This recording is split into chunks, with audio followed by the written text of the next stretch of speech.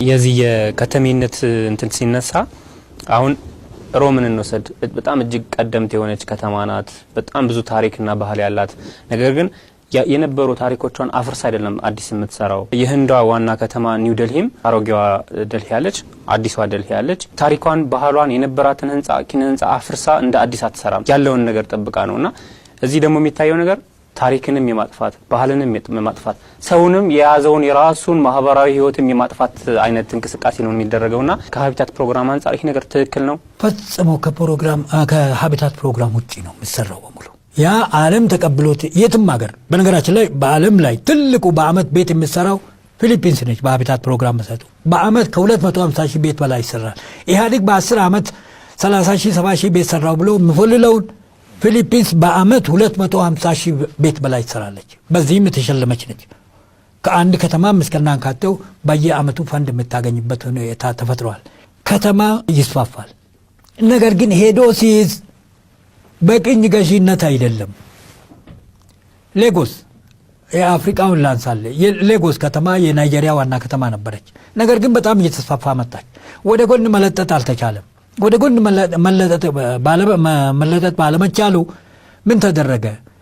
ትራፊክ ጃሚንግ በጣም አስቸገረ። ሁሉ ችግር ሲመጣ መንግስት ምን አደረገ? ሌጎስን ትለው ወዴት ሄደ? አቡጃ ሲሄድ በመሰረቱ ሰፋ አድርጎ ከአካባቢውም ክልል ወይም ከጠቅላይ ግዛቱ አስተዳዳሪዎች ጋር በመመካከር ኤርፖርቱ እንኳን ከአቡጃ እስከ ኤርፖርት ድረስ 40 ኪሎ ሜትር ነው ተጠንቶ በጥናት ቢሰፋም ደግሞ ሌጎስም ቢሰፋ ከመጀመሪያው ሌጎስ ውጪ ያለው የየአውራጃው ወይም የየወረዳው ነው እንጂ ወደ ሌጎስ አይገባም። ለምን እዛ ሄዳለሁ? ብዙዎቹ ዲያስፖራዎቻችንም ሆነ ብዙዎቻችን የምናውቀው ዋሽንግተንን ላንሳለን። ዋሽንግተን ሲቋቋም ምን ነበር? ዲስትሪክት ኦፍ ኮሎምቢያ ነው። የአሜሪካን ፌዴራላዊ መንግስት ሲያቋቁሙ የአሜሪካን ፌዴራላዊ መንግስት መቀመጫ ዲሲ ነው። አብሪቬሽን ነው ዲስትሪክት ኦፍ ኮሎምቢያ ማለት ነው። ያቺ የኮሎምቢያ አውራጃ የፌዴራል መንግስት መቀመጫ ተባለች። ከተማው እየተስፋፋ ሄደ። ዛሬ ሲልቨር ስትሪት የሚባለው አንዱ ትልቁ የዋሽንግተን አካል የሜሪላንድ መሬት ነው። ከተማው ተስፋፍቶ ሄዷል ሲልቨር ስትሪት። ነገር ግን ሜሪላንድ ስቴት ከተማውም እሱ ነው የሚያስተዳድረው፣ የሱም ነው። ኢስት ቨርጂኒያ አለ።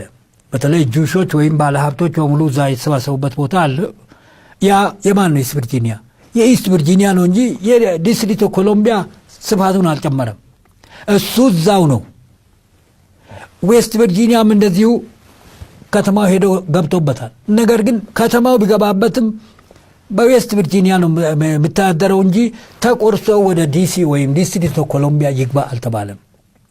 ይሄ በማይባልበት ምሁሮቻችንም ዲያስፖራዎቻችንም ኦሮሞ ይጥፋ ኦሮሞ ይወረስ የሚል ነው የሚያቀርቡት። ኢዝ አብሶሉትሊ ሮንግ። ህዝብ ነው። ህዝብ እንደ ህዝብ ነው። በህግ ነው የምተዳደረው። በህግ መተዳደር አለበት። አዎ ይሄ ጥያቄ ደግሞ ምን እያደረገ ነው ያለው? ኦሮሚያ እስከናንካቴው በአጠቃላይ አዲስ አበባ የኦሮሞ ትልቁ ከተማ ነው አለ። በእርግጥ የኦሮሚያ መንግስት ወይም የኦሮሚያ ክልላዊ መንግስት ህገ መንግስትም አዲስ አበባ ትልቋ የኦሮሚያ ዋና ከተማ ነች ይላል። አዲስ አበባ ትልቋ የኦሮሚያ ዋና ከተማ ነች የሚለው ነገር ሪዘርቬሽን አለኝ እኔ። ለምን? የህገ መንግስቱ አንቀጽ 9 ይሄን ይጻረራል። ማንኛውም ባለስልጣንም ሆነ መንግስት ይህንን ህግ የሚጻረር መተዳደሪያ ህግ ቢያወጣ ተፈጻሚነት የለውም ይላል። ስለዚህ ያቺ የጥንቷ አዲስ አበባ ላይ ህገ መንግስቱ ሲወጣ በነበረው አዲስ አበባ ላይ ይሄ ህገ መንግስት ተፈጻሚነት እንደሌለው ነው የምረዳው። ነገር ግን መሬቱ በአጠቃላይ የኦሮሞ መሬት አይደለም የሚለውን ነገር ራሱ ያቺም በፌዴራል መንግስት መቀመጫና የተወሰነች አዲስ አበባ ብትሆን የኦሮሞ መሬት ነች። ይሄ ትክክል ነው። ለዚህ ደግሞ ምን አደረገ? የህገ መንግስቱ አንቀጽ 49 ንዑስ አንቀጽ 5 ላይ የህገ መንግስቱን ጥቅም የኦሮሚያን ጥቅም እንዲጠበቅ አስቀመጠው። የኦሮሚያ ጥቅም ይጠበቅ የሚል በብዙዎቹ ኡባዎች ያከራክራል። እኔ ኡባዎች እላቸዋለሁ። ምክንያቱም ሎጂኩን አላዩትም። በጣም አስቸጋሪ ነው። ኢህአዴግ 27 ዓመት እቺን አንቀጽ በማስቀመጡ በሰላም ተጠቅሞበታል። አንድ ሳንቲም እስካሁን ድረስ የኦሮሚያ ልዩ ጥቅም ተብሎ ለኦሮሚያ የገባ የለም። ተግባራዊ ቢደረግው ያን ያክል ክፋትም ላይ ኖሮ ይችላል ነበር እስከዛሬ ምንም አረ በጣም ክፋት የለውም ደግነት ነው ያለው ለምን ያልክ እንደሆነ አሁን ህዝቡ በዚህ በጩኸቱ ተቃዋሚዎችን ባይጩሃዮች አማካይነት ህዝቡ ምን አደረገ አንድ አረገው ለአዲስ አበባ ዙሪያ ወይም ለአዲስ አበባ ከተማ ዛሬ እዚህ ከተማ ውስጥ ካለ ኦሮሞ ይልቅ ሞያሌ ያለው ደምቢዶሎ ያለው ጎሬ ያለው ነው የሚጮኸው ሰልፍ የሚወጣው እሱ ነው በብዛት በርግጥ ያጥለቀልቅ ነበር ህዝቡ በሰላማዊ ሰልፍ ነገር ግን አንዳንድ ቦታ የኦሮሚያ ፈጥኖ ደራሾች ህዝቡ እንዳይወጣ የሚያፍኑ እኔ የተወለድኩበት ሰጠማ ውስጥ ራሱ ህዝቡን በቀደለት እንዳይወጣ አግዶ ደብድቦ ነው ያገዱት ሲግሞ ላይ እያስጠነቀቁም ቢሆን ህዝቡ ወጣ እዛች ግን መልካም አስተዳደር ባለመኖሩ ህዝቡ ታፍኖ እንትን የተደረገበት ሁኔታ ነው የምናየው ስለዚህ ምንድነው ይሄ ጥቅሙ ይጠበቅለታል የሚለው ትልቅ ገበያ ነው እስካሁን ድረስ ገበያም አይደለም መዝረፊያ ነው እንዴ ቀላል እኮ አይደለም ገፈርሳ ኦሮሚያ ስር ነው ሱሉልታ ያለው ትልቁ ግድብ የውሃ ግድብ የአዲስ አበባ እንትን ግድብ ኦሮሚያ ውስጥ ነው እዚህ ለገዳዲ ኦሮሚያ ውስጥ ነው አቃቂ ከርሰ ምድር ውሃ በየቀኑ ከኦሮሚያ መሬት ነው እየመጠጠ ወደ አዲስ አበባ የሚያመጣው ይሄ ውሃ ሸጣለሁ ቢል ምን ሊሆን ነው የትኛው ነው የሚረክሰው ጥቅሙ ይጠበቃል ብሎ የሆነ ፐርሰንት መክፈሉ ነው ወይስ ውሃ መግዛቱ ነው አይሄድም ውሃዬ በነገራችን ላይ የሱሉልታው በብዙ ሺህ የሚቆጠር ገበሬ ነው የተነሳው ያን ጊዜ ደግሞ የፌደራል መንግስቱ ፕሮጀክት በየቦታው ኦሮሚያን እየጎዳ ነው ያለው ሐቁን ለመናገር ግልገል ግቤ አንድ ሲቋቋም ተስፋፍቶ ይስፋፋ ብሎ ኢህአዴግ ሲወስን ደርግ ያላነሳው ሰዎች አስነስቶ በየቦታው ሄዶ ወስዶ አሰፈሯቸው በተለይ ቡልቡል አሸዋ የሚባል ቦታ አለ ሆራ ያለበት ከዚህ ወደ ጅማ ሲተዱ በስተግራ በኩል ቤቱ ፈራርሷል ለምን አልገባበትም ህዝቡ ክረምት ያ መሬት የፓርላማ ኮሚቴ አባላትን ይዤ ማህበራዊ ጉዳይ ቋሚ ኮሚቴ ታይዘን ሄደን አይተናል በክረምት እስከ 13 ሴንቲሜትር ውሃ ይመጣ ወደ ላይ ይወጣል ለህዝቡ ቤት ተብሎ ይሰጥ ቤት ውስጥ እኮ ነው ምርጥ የሆነ መሬት ወስዶ ምንጭ ላይ ሄዶ አሰፈሯቸው ህዝቡ ለቆ ወደ ጅማ ወደ ተለያዩ አካባቢዎች በራሱ ሄዷል አፍ የለውማ መብቱን መጠየቅ አልቻለም ጻፈልን አቤቱ ያቀረበልን ጮሆን ምንም ተሰሚነት አላገኘም ስለዚህ ለፈጣሪ ሰጥቶ እንባውን ወደ ሰማይ እየረጨ ወደ የገጠሩ ወደ ከተማው ፈልሰዋል ስለዚህ ጥቅሙ ይጠበቅለታል የሚለው ለትርፍ ነው መብራትም ብትወስድ የዚህ አይነቱ ፕሮጀክት አሁን የነገርኳችሁ መብራት ነው ውሃም ብትወስድ በሙሉ ወደ አዲስ አበባ የሚወጣው ውሃ ከየት ነው ከኦሮሚያ መሬት ነው ገበሬ ተፈናቅሎ ነው የኦሮሚያ ክልላዊ መንግስት እኮ አላፈናቅልም ገበሬውን ማለት ይችል ነበር ግን የሀገር ጉዳይ ነው የጋራ ነው አዲስ አበባ ፌደራሊዝም ኤትኒክ ፌደራሊዝም ተስማምተናል አዲስ አበባ የጋራ መሬታችን ነው የጋራ ሀገራችን ነው በሚል ያን ነገር ፈቅደዋል ያ የፈቀደው መቀጣጫ ሊሆነው አይገባም መቀጣጫነቱ ዛሬ ደግሞ ጩኸቱ የሚገርምህ ነገር ድሮ የወለጋ ኦሮሞ የእርሲ ኦሮሞ እየተባለ እርስ በርስ ይኮራረፋል ይጣላል ዛሬ አንድ አደረገው ገና ድሮ አፍንጫን ሲመቱት አይኔ ያለቅሳል ነው ዛሬ ትንሿ የእግር ጣት ስትመታ አይኔ ያለቅሳል ሆነና ቁጭ ጩኸቱ ለኦሮሞ በጀ ነገር ግን ያ አያስፈልግም እኔ ኢትዮጵያም በኢትዮጵያዊነት እንዲቀበል ፌደራል ከተማውንም በፌደራል ከተማነት እንዲቀበልና እንትን እናርገው እና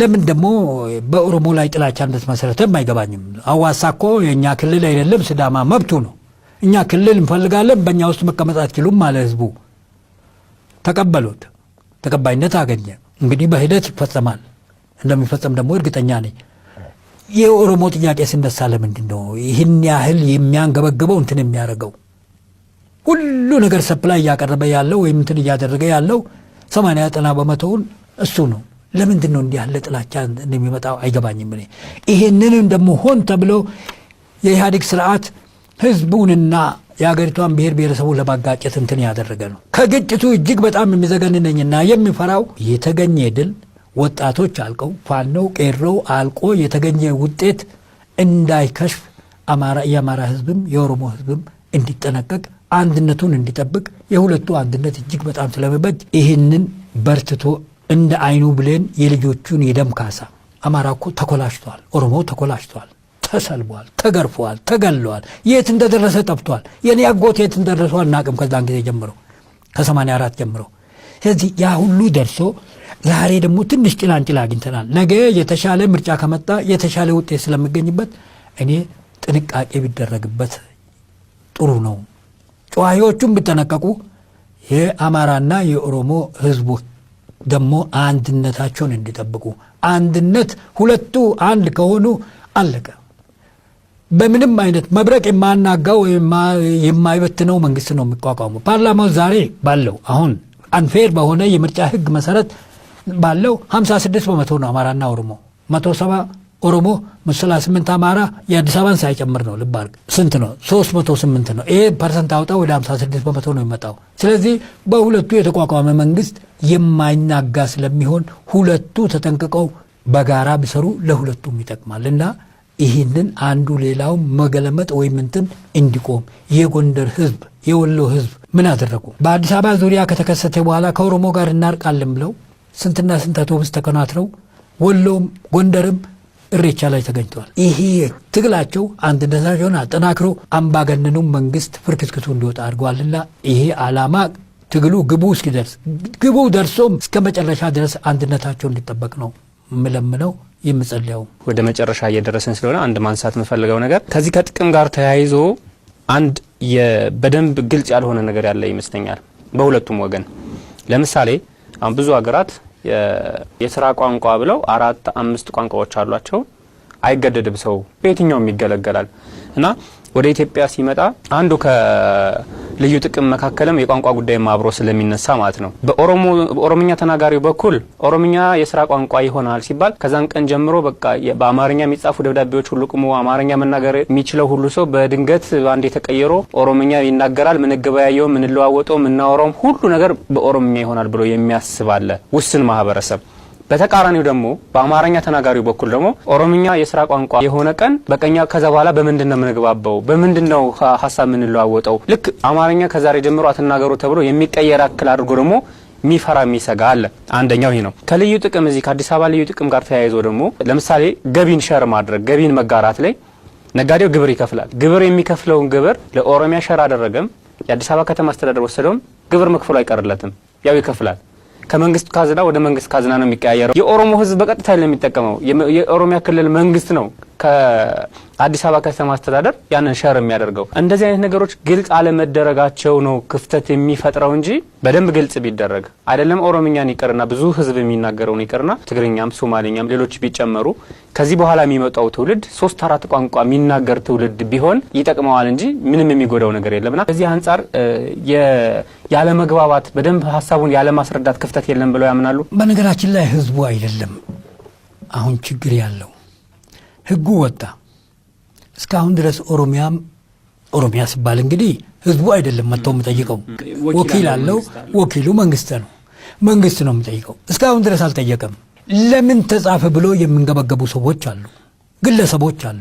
ኦሮሞ ደግሞ ለምን ከለ ያገኘ ብሎ የሚያነሳበት ሁኔታም የለም እንትንም የለም። እንደ መብት ግን ሞር ኦር ሌስ መብት ተከብረዋል ብሎ ያምንበታል። ያንን ያመነበትን መብት አይከበርልህም፣ አይሰጠውም። በእውነት አሳፋሪና ጸያፍ ነገር በቀደለት እንተ ካነሳው ላንሳውና ከእንግዲህ ወዲያ ፍንፍኔ የሚባል ሸገር የሚባል አንጠራውም አንናገርም ይተውት። እኔ እኮ አባቴ ነው በድሩ ያለኝ አለቀ። የሚፈልግ ሰው በድሩ ይለኛል፣ የማይፈልግ ሰው ያፈለገው ስም ይስጠኝ። ዋናው ቁም ነገር ዓላማው ግቡን አይስተም። ይሄ ነውር ነው፣ እጅግ በጣም ነውር ነው። ፖለቲከኞች አይደሉም እነዚህ እና ህዝቡ አይደለም ግለሰቦች ናቸው እንዲህ ያለ ነገር የሚቀሰቅሱት። እኛ ችለን መሬቱ በህገ ወጥ አይወሰድ ነው እንጂ ከተማ አይስፋፋ አይደለም። ያ መሬት የተወሰደው ከተማው የተስፋፋበት ቦታ ባለቤት አለውና በባለቤቱ ስር መሆን አለበት። ግብሩ እሱ መክፈል አለበት፣ ለዛ መክፈል አለበት። የመሬቱን ጥቅምም የመሬቱን ጉዳት መቀበል ያለበት ያ ባለ መሬት ነው። አለዛ በስተቀር ቆሻሻ መጣ ቀሼ ቦታ ስጡ አሉ ኦሮሚያ ውስጥ ቆሻሻ መጣ ነው የሚፈልጉት። ይሄ ደግሞ እዚህ ዛኔ ሰልተ እጅግ በጣም ጸያፍ ስድብ ነው። ፖለቲከኞች ጭንቅላት አለን፣ ህዝብ እንወክላለን፣ ግለሰቦችን ብዙም አይሁን ጥቂት ህዝቦችን እንወክላለን የሚሉ ሰዎች መናገር የለባቸው። ህዝብን የሚወክል ለህዝብ ነው የሚቆመው። ስለዚህ ክልሉ ልዩ ጥቅም የሚባለውን ነገር ከሰበሰበ ለህዝብ ልማት ያውላል። ተመልሶ እዛውም ደግሞ ለውሃው ከሚመጣበት መብራቱ የሚመጣበትን ቦታ ማካካሻ ወይም ደግሞ ልማት ሊያውል ይችላል። ለብቻ የሚወሰድ የለም። ቋንቋን በተመለከተ እኔ ምስራቅ ቀጠና ስራ አስኪያጅ ሆኜ ስላክ ሶማሊኛ መማር ጀመርኩ። ሰሜን ቀጠና ስራ አስኪያጅ ሆኜ ስላክ ትግርኛ መማር ጀመርኩ። የትም ቦታ በሄድኩ ቁጥር ቋንቋ መማር ሀብት ነው፣ እውቀት ነው። በቋንቋ መናገር ደግሞ ክብር ነው።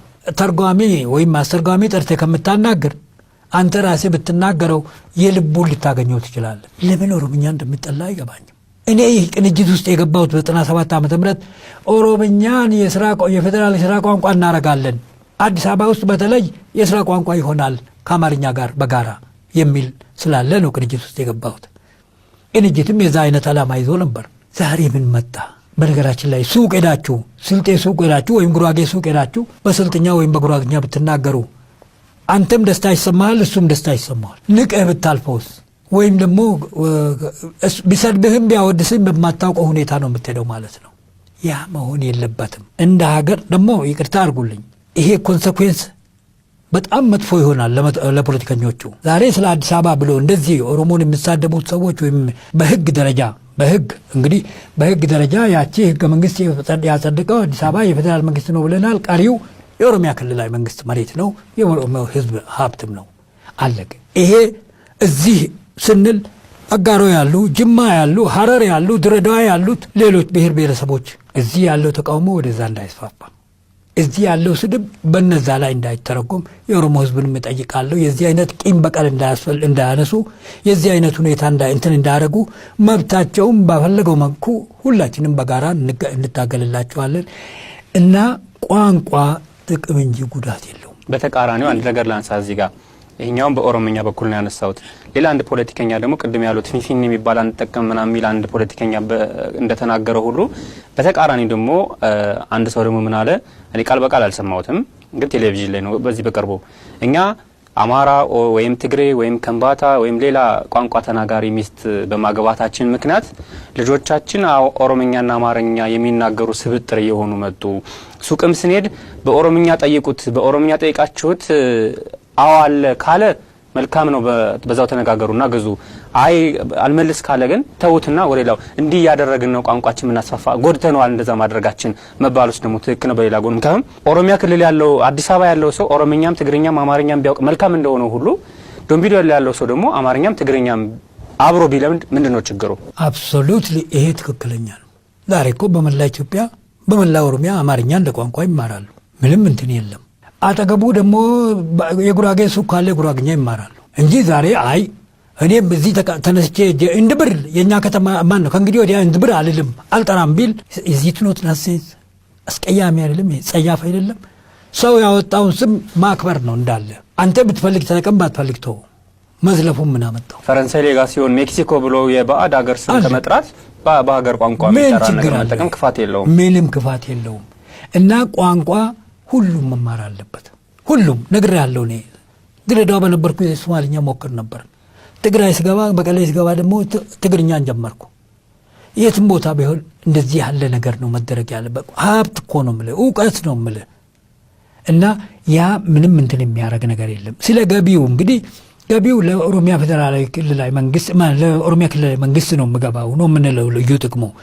ያ ስገባ ልማት ላይ ነው የምውለው። ልማቱ ለማን ነው የሚሆነው? እዛ ውስጥ ላለው ብሔር ብሔረሰብም ይጠቅማል። ሁሉ ማለት እዛ ውስጥ ያለው አጋሮ ወይም ጅማ ወይም ድሬዳዋ ያለው ጉራጌ ወይም ስልጤ ወይም ኮንሶ ወይም ሲዳማ አትጠቀምም አትልም። ሁሉም ነው መንገዱን የሚጠቀመው፣ ሁሉም ነው ውሃውን የሚጠቀመው። ይሄ የትም የሚሄድ አይደለም።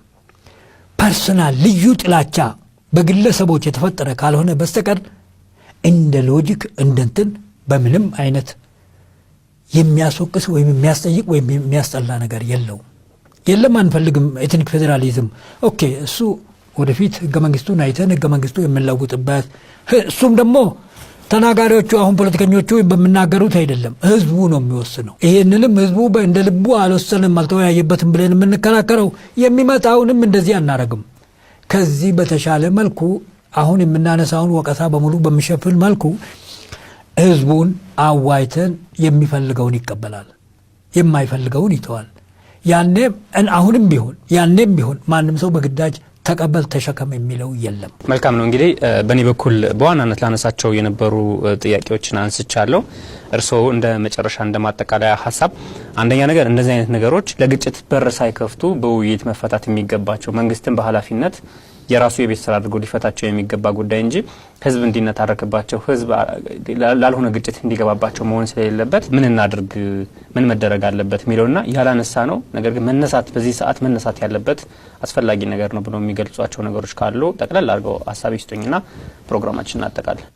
እንግዲህ አንደኛ ይሄ ነገር አንድ ቦታ ላይ መቋጨት አለበት። በተቻለ መጠን ፊቱንም ሁከቱንም ረብሻውንም ምኑንም ያነሳው ወይም የቀየሰው ወይም ተግባር ላይ ውሎ ረብሻ እንዲቀሰቀስ ያደረገው መንግስት ነው። መንግስት ያጠፋውን ስህተት ራሱ ማሻሻል አለበት፣ ማረም አለበት። በኦሮሚያ በኩል የኦሮሚያ ክልላዊ መንግስት ይሄ ስራው ነው። አሁን ኦህዴድ ነው ወይም አዴፓ ነው የምንለው ኦዲፓ ነው የምንለው ስሙ ያው ነው። ለኔ ስም መለወጡ ቁም ነገር አይደለም እና ኦዲፓም ሆነ ኦህዴድ ይሄንን በጋራ ተወያይቶ ከፌደራል መንግስቱ ጋር የሚፈታበት መንገድ እንዲፈጠር በተለይ ደግሞ ይሄም በሚፈጠርበት ወቅት ዛሬ ምንም አይነት ኦሮሚያ ውስጥ በተለይ ከአዲስ አበባ በራክ ቁጥር ፍትህ የለም። የኦሮሞ ህዝብ እንደ ፊቱ እየተረገጠ ነው። ኦዴፓ ወይም ኦህዴድ እየሰራ ያለው ሐሰተኛ መንገድ ነው። ሲገሉ የነበሩት ሲያስሩ የነበሩት የት እንደደረሱ ሲያጠፉ የነበሩት ሰዎች ዛሬ ስልጣን ላይ ናቸው። እኔ በተወለድኩበት ወረዳ ውስጥ ገዳዎች፣ አስገዳዮች፣ አኮላሾች የት ሰዎች እንደደረሱ ያጠፉ ሰዎች አሁንም ስልጣን ላይ ነው ያሉት። ህዝቡ ሰላማዊ ሰልፍ መውጣት አይችልም። በምንም አይነት እንደታፈነ ነው። በተለይ በጅማ አካባቢ ምንም አይነት ራይት የለውም ህዝቡ። ጥር 1 ቀን ሰላማዊ ሰልፍ ወጣቶች ተማሪዎች ወጡ። በተጨበጠ ነገር ሴቶች ተደፍረዋል ብሎ ወጡ። እዛ ወረዳ አስተዳዳሪውን ለመጠበቅ የተቀመጡ በቅርብ ጊዜ የሄዱ ከ4 ወር ወዲህ የመጡ ፈጥኖ ደራሾች አሉ። ወጥቶ ተማሪዎቹን ጨፈጨፏቸው። ተማሪዎቹ ደግሞ እሺ ሰላማዊ ሰልፍ አትወጡ ወረዳ አስተዳዳሪውን ጠራላቸው ብለው ሃይማኖት መሪው ሼህ አብዱሰመድ የሚባሉ ትልቅ አዛውንት አሉ፣ ትልቅ ሼካ ናቸው። እሳቸው ጠርተው ልጆቹን አስቀምጧቸው ይመጣል ብለው እሳቸውንም አብሮ ፈጥኖ ደራሹ ጨፈጨፋቸው፣ ገረፋቸው እና እጅግ በጣም የትም ቦታ ብትፈልግ እዛ ብቻ አይምሰልህ ወደ ታች ወደ ሐረርጌ ጫፍ ልውሰድልህ፣ ከአብሶሉት ምዕራብ ወደ አብሶሉት ምስራቅ ልውሰድ። ባብሌ ውስጥ ቤት ሰውየውን አስረው ቤት የዘረፉ ሰዎች ይሄንን ኮማንድ ፖስት አዛዥ የነበረው አባይ ወልዶ የሚባል ሻምበል አባይ ወልዶ የሚባል ሄዶ ቤታቸው እንዲዘረፍና ቀጥታ ወደ ንብረታቸው ወደ ሱቅ እንዲገባ ወደ ፖሊስ ጣቢያ እንዲገባ እነሱን አባረሯል። ዛሬ ይሄ ጉዳይ ኦሮሚያ ጠቅላይ ፍርድ ቤት ሰበር ሰሚ ችሎት ነው ያለው። ሰውየው ግን ተባረዋል። ኮማንድ ፖስት አዛዡ በወቅቱ ያውም ለአቶ ስራጅ ፈርጌሳ አቅርቤ ነው ጉዳዩ እንዲጣራና እንትን እንዲደረግ የተደረገው። ዛሬ እንደዚህ አይነቱ ባብሌ ቀበሌ 02 ውስጥ ነው እነ ጀማል የሚባሉ ሰዎች ናቸው።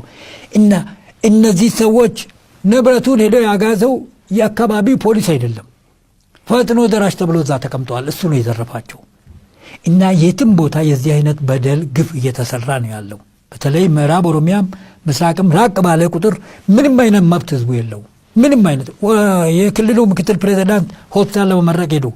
ህዝቡ መልካም አስተዳደር የለንም አናግሩን ተመልሼ እመጣለሁ ብሎ ነው ሸውዶ ያመለጡት። በጣም የማከብራቸው ሻሸመኔ ሲያስተዳድሩ እጅግ በጣም ፍትሃዊ ዲሞክራሲ ሴት ናቸው የተባሉት እዛ ደርሶ ነው ህዝቡን ሳናግሩ የመጣው። ህዝቡ ግን አቤቷ ነበረው የተጨበጠ ማስረጃዎች በደሎችን ይዘው እና የትም ቦታ ብትሄድ የዚህ አይነት ነው ያለው።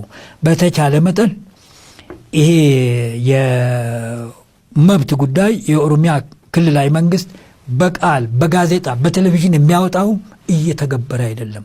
ያንንም ይተግብር ከፌደራል መንግስቱ ጋር። በነገራችን ላይ ሌሎች ፖለቲከኞች የማገባቸው ነገር ውስጥ ነው ገብተው ፈተፈቱት። የክልል መሬቶች የክልል መንግስታት ናቸው። አዲስ አበባ ብቻ ነች የፌደራል መንግስቱ መቀመጫ። ስለዚህ የፌደራል መንግስቱ ነው መጮህ ያለበት። መሬቴን ነጠቀኝ ኦሮሚያ ወይም ኦሮሞ ህዝብ ብሎ የሰጠኝም መሬት ወይም ውክልና ሲሰጥ በውክልናው መሰረት ያገኘሁትን መሬት ነጥቆኛል ብሎ መጮህ፣ መክሰስ፣ መራወጥ ያለበት ወይም መናገር ያለበት የፌደራል መንግስቱ ነው።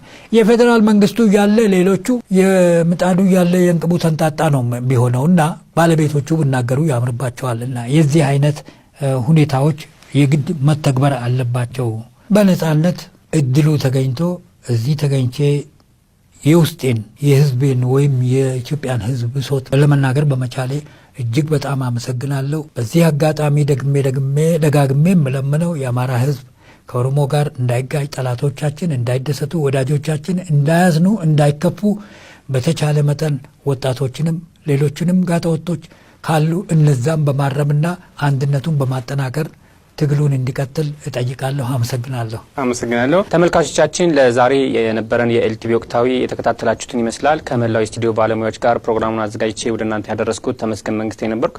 ይሄኛውንና ካሁን በፊት የነበሩ ፕሮግራሞችን መከታተል ላልቻላችሁ በኤልቲቪ ወርልድ የዩቲዩብ ገጻችን ላይ መመልከት ይቻላል። ሀሳብ አስተያየቶቻችሁን ብታደርሱን ደግሞ ለፕሮግራሙ መሻሻል እንደ ግብዓትነት እንጠቀምበታለን። እንግዳዬ አቶ በድሩ አደም እዚህ ስቱዲዮ ድረስ ተገኝተው ለሰጡኝ ጊዜ እጅግ አድርጌ በተመልካቾች ስም አመሰግናለሁ።